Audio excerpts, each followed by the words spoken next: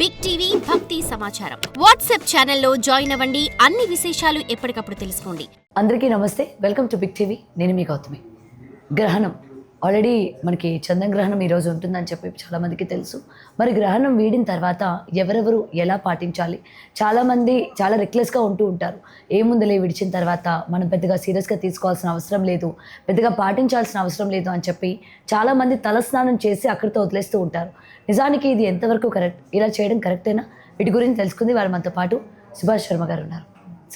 శ్రీమాత్రే నమః. గురుగారు, చంద్రగ్రహణం అయితే చాలామంది ఇప్పుడు రీసెంట్ డేస్లోని గ్రహణం అనేసరికి చాలా లైట్ తీసుకుంటూ ఉన్నారు.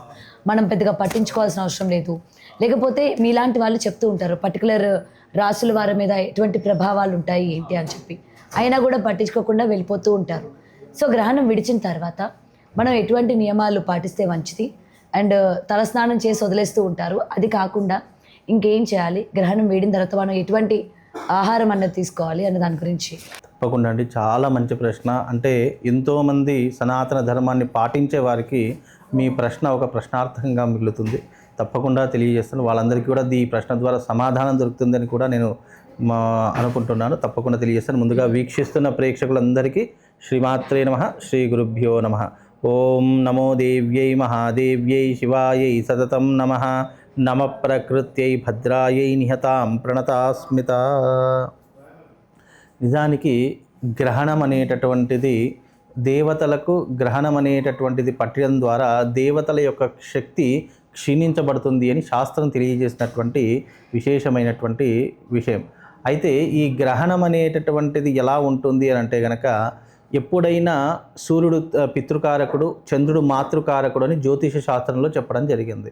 ఎప్పుడైతే ఈ గ్రహణాలు అనేటటువంటి ఎప్పుడూ కూడా గ్రహణం పౌర్ణమి లేదా అమావాస్యకు మాత్రమే సంక్రమిస్తూ ఉంది. కాబట్టి ఇప్పుడు వచ్చేటటువంటి చంద్రగ్రహణం యొక్క ప్రభావం చాలా తీవ్రమైనటువంటి స్థాయిలో ఉంటుంది. మీరు చూడండి, చంద్రగ్రహణం పట్టేటటువంటి సమయంలో దాదాపుగా చంద్రగ్రహణం పడుతుందన్న ఒక 2 రోజుల ముందు మనకు ఒక బాధాకరమైనటువంటి విషయం తెలిసింది. యుద్ధ వాతావరణం మొదలైంది. ఇప్పటికీ దుబాయ్లో కనుక చూసుకుంటే కనుక ఇజ్రాయిల్ వాళ్ళు, యుక్రెయిన్ వాళ్ళు, ఇరాన్ వాళ్ళు అనేకమైనటువంటి యుద్ధ వాతావరణం మొదలు పెట్టారు. ఈ యొక్క యుద్ధ వాతావరణం అనేటటువంటిది ఈ గ్రహణానికి ముందుగా ప్రారంభమైంది. కాబట్టి ఈ గ్రహణం యొక్క ప్రభావం దాదాపుగా 1 రోజుల పాటు ఉండేటటువంటి సమయము. అలాగే ఈ గ్రహణం విడిచిన తర్వాత ప్రతి ఒక్కరూ తప్పకుండా నియమాలు అనేటటువంటి ఎందుకు పాటించాలి అనే విషయానికి వస్తే కనుక, ఈ గ్రహణం అనేటటువంటిది ఎప్పుడైతే చంద్రుడికి పట్టడం ప్రారంభమవుతుందో దాని యొక్క ఎఫెక్ట్ అనేటటువంటిది భూమి మీద రేడియేషన్ అనేటటువంటిది నెగిటివ్ స్థాయిలో ఉంటుంది. పాజిటివ్ ఆర్ నెగిటివ్ 2 స్థాయిలు ఉంటాయి. ఈ గ్రహణం అనేటటువంటి స్థాయి ద్వారా ఏమవుతుంది అంటే, మనం తీసుకునే ఆహార పదార్థాలు కానీ, ఔషధాలు కానీ, లేదు అని అంటే కనుక వనరులు కానివ్వండి, వనస్పతులు కానివ్వండి, లేదా భూమి మీద పడేటటువంటి చంద్రుని యొక్క తేజస్సు కానివ్వండి, ఇవన్నీ కూడా ఏమవుతాయి అంటే నెగిటివ్ ఇంపాక్ట్లా మారిపోయి భూమి మీద అనేక రకములైనటువంటి పరిస్థితులు మార్పు చెందే అవకాశం ఉంటుంది. జ్యోతిష్యంలో ఏం చెప్పడం జరిగింది అంటే, చంద్రుడు మాతృకారకుడు, అందులోనూ చంద్రుడు మనస్సుకి కారకుడు అవుతూ ఉంటాడు అని శాస్త్రం తెలియజేసింది. అలాగే ఇంకా చంద్రుడు దేనికి కారకుడు అవుతాడంటే ఔషధాల గుణాలకు కారకుడు అవుతాడు.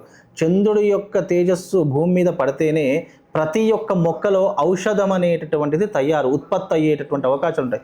చంద్రుడు రాకపోతే మనకు ఔషధ గుణాలు ఉన్నటువంటి మొక్కలు ఏవి ఉండవు. అందుకే చంద్రుడి యొక్క తేజస్సు, చంద్రుడి యొక్క వెన్నెల కాంతికి భూమి మీద ఎన్నో రకాలైనటువంటి ఔషధ గుణాలు ఉత్పత్తి అవుతాయి. ఆ సమయంలో గ్రహణం పట్టేటటువంటి సమయంలో అవి ఏమవుతాయంటే నెగిటివ్కి ఎక్కువగా గురవుతాయి. అలాగే దాని నుంచి వచ్చే యువీకరణాలు ఏవైతే ఉంటాయో అవి భూమి మీద పడడం వల్ల లేదా మనిషి మీద పడడం వల్ల మనస్సుని ప్రభావితం చేస్తాయి. ప్రతి ఒక్క గ్రహం ఒక్కొక్క దానికి కారణమవుతూ ఉంటుందని జ్యోతిష శాస్త్రంలో చెప్పింది. ఎప్పుడైతే చంద్రుడి యొక్క కాంతి భూమి మీద పడడం ప్రారంభమవుతుందో అప్పుడు మనిషి యొక్క మేధాశక్తి కావచ్చు, మనస్సు కావచ్చు, ఇవన్నీ కూడా ప్రభావితం చూపించేది ఏ గ్రహం ద్వారా చూపిస్తారు? చంద్రుడి ద్వారా.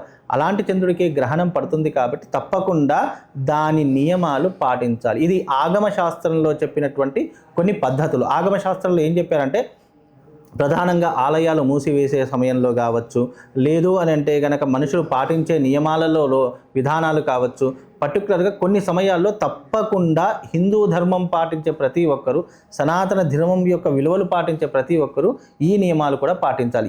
ఎలాంటి నియమాలు పాటించాలి అని అంటే కనుక, గ్రహణం విడుపు సమయంలో, గ్రహణం దాదాపుగా 6:27 నుంచి 44 నిమిషాల మధ్యకాలంలో గ్రహణం పూర్తిగా తొలగిపోతుంది. గ్రహణం విడిచిన తర్వాత అప్రాక్సిమేట్లీ 7 గంటల నుండి అనుకున్నా కానీ 7 గంటలకు మళ్ళీ విడుపు స్నానం ఆచరణ చేసుకోవాలి. విడుపు స్నానం ఆచరణ చేసుకొని ఇల్లంతా శుద్ధి చేసుకోవాలి. శుద్ధి చేసుకొని మళ్ళీ దేవతా విగ్రహాలను కడిగివేయడం. ఎలాగైతే ఒక ఆలయాన్ని పూర్తిగా శుభ్రపరచుకొని మళ్ళీ అభిషేకాది క్రతువులు చేస్తామో, ఇంట్లో కూడా అన్నీ శుభ్రపరచుకోవడము, దేవతా విగ్రహాలు కానీ దేవతా పటాలు కానీ అన్నీ శుభ్రపరచుకొని యథావిధిగా పూజను ఆచరణ చేసుకోవడము. ఆ తర్వాత ఆ స్వామివారికి నైవేద్యం పెట్టిన తర్వాత మనం భోజనాది కార్యక్రమాలు చేసుకోవడం అనేటటువంటిది చేసుకోవాలి. ఆ రోజున మనం వండినటువంటి వంట కావచ్చు, పాలు పెరుగు లాంటివి కావచ్చు, అవన్నీ కూడా పూర్తిగా పనికి రాకుండా అయిపోతాయి, ఇంకా పడేయడమే. మళ్ళీ అవి వినియోగించుకోవాలి. ఎందుకంటే గ్రహణం పట్టేటువంటి సమయంలో కొన్ని పదార్థాలు తప్పకుండా పడేసేయాలి.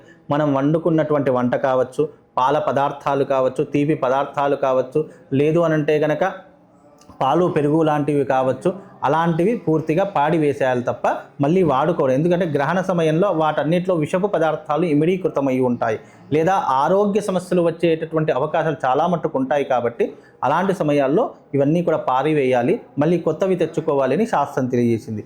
ఆ తర్వాత ఇంట్లో ఉన్నటువంటి పరిస్థితులను చక్కదిద్దుకొని ఆ తర్వాత భోజనాది ప్రత్యాబ్ది కార్యక్రమాలు చేసేసుకోవాలి. వీలైతే ఆ రోజున గ్రహణం విడిచిన తర్వాత కొన్ని రాసుల వారు ఉంటారు కదా, గ్రహణం చూడకూడనటువంటి వాళ్ళు ఎవరు? సింహరాశి వారు, కర్కాటక రాశి వారు, కుంభ, మీన, ఈ 4 రాశుల వారు గ్రహణం విడిచిన తర్వాత, స్నానం ఆచరించిన తర్వాత, ఇంట్లో దేవతా పూజలు పూర్తయిన తర్వాత బ్రాహ్మణులకు యథావిధిగా గ్రహణ సమయంలో పట్టేటటువంటి పీడలు ఉంటాయి కదా, కీడు అని అంటారు, అలాంటి కీడును తొలగించుకోవడానికి ఈ 4 రాశుల వారు ఎవరైనా బ్రాహ్మడికి వెండి యొక్క సర్పము, వెండి యొక్క చంద్రుడి బింబము, అవి నెయ్యి, ఈ 3ంటిని కలిపి బ్రాహ్మడికి దానం ఇస్తే గ్రహణ దోషం తొలగిపోతుంది అని శాస్త్రం తెలియజేసినటువంటి విషయాలమ్మా. అండ్ ఇంకా చాలామంది భోజనం ఇందాక మీరు అన్నారు కదా పడేయాలి అని చెప్పి, అయితే గ్రహణం స్టార్ట్ అయ్యేటప్పుడు అందులోని ఒక వేస్తూ ఉంటారు కదా గరిక లాంటి. అవును, దర్భ వేస్తూ ఉంటారు. కానీ గ్రహణం అయిపోయిన తర్వాత నేను పర్సనల్గా చూడడం, చాలామంది ఆ దర్భ తీసేసి మళ్ళీ దాన్ని యూజ్ చేసేస్తూ ఉంటారు. అంటే ఏదైతే ఆ విషయం మీరు అన్నారు కదా పడుతుందో, ఆ దర్భ తీసేస్తుంది కదా, మనం ఆ ఫుడ్ని పడేయడం ఎందుకు అని చెప్పి ఆలోచిస్తూ ఉంటారు కదా. మనం దర్భ దేని మీద వేసుకోవాలని శాస్త్రము అని అంటే, మనము హెవీగా ఉన్నటువంటివి, ఇప్పుడు ఇంటిని శుభ్రపరచుకోవడం మన చేతిలో పని, వంట చేసుకోవడం మన చేతిలో పని. ఇప్పుడు బెడ్ని మనం తీసి బయట పాడేయలేము, ఇంట్లో ఉన్నటువంటి విలువైనటువంటి వస్తువులు బయట పాడేయము. బంగారం మీద దర్భ వేస్తే బంగారం మీద శుద్ధి అవుతుందని కాదు, ఏదైతే మనము ఉపయోగించుకునేటటువంటి వస్తువులు సహజ సిద్ధంగా ఉన్నటువంటివి, అన్నము లాంటిది, అన్నం పారేసి మళ్ళీ కొత్త అన్నం వండుకోవచ్చు, కూరగాయలు పాడేసి కొత్త కూరగాయలు తెచ్చుకోవచ్చు. అలాగే అంటే వండుకున్న పదార్థాలు ఫ్రిడ్జ్లో ఉన్న మామూలు దేని మీద వేసుకోవాలి అని అంటే కనుక బట్టల మీద, బట్టలన్నీ ఉతకలేం కాబట్టి ఇప్పుడు బీరువాలో ఉంటాయి బట్టలు, పరుపు బట్టలు ఉంటాయి, అవన్నిటి మీద దర్భ వేసుకొని మంచం మీ పడుకునే దగ్గర, అలాగే మన యొక్క బీరువాలో కావచ్చు, అలాగే మన లాకర్లో కావచ్చు, కొన్ని ప్రదేశాల్లో మాత్రమే దర్భ పెట్టుకోవాలి అని శాస్త్రం చెప్పింది తప్ప, నేను వండినటువంటి అన్నం మీద దర్భ పెట్టేస్తాను, వండే కూర మీద దర్భ పెట్టేస్తాను, పాడేయాల్సిన పని లేదు అని అంటే అలా ఉండదు. దర్భ శుచిగా ఉంటుంది, ఆ దర్భ పెట్టినటువంటి స్థలం పవిత్రంగా ఉంటుంది. కానీ ఇలాంటివి పదార్థాలలో తప్పకుండా దర్భ పెట్టినంత మాత్రాన అది మనకు వాడుకోవడానికి పనికి రాదు. ఏదైతే మనం నిజానికి దర్భ పెడితే అవి కొంతవరకు శుద్ధి జరుగుతాయని శాస్త్రం చెప్పింది తప్ప, దర్భ పెట్టుకున్నంత మాత్రాన అవి మనం వాడుకోవడానికి పనికి, తప్పకుండా పారేసి మళ్ళీ కొత్తదే చేసుకోవాలని శాస్త్రం అమ్మ. రైట్ గురుగారు. Srimata. For more videos like this, subscribe Big TV channel.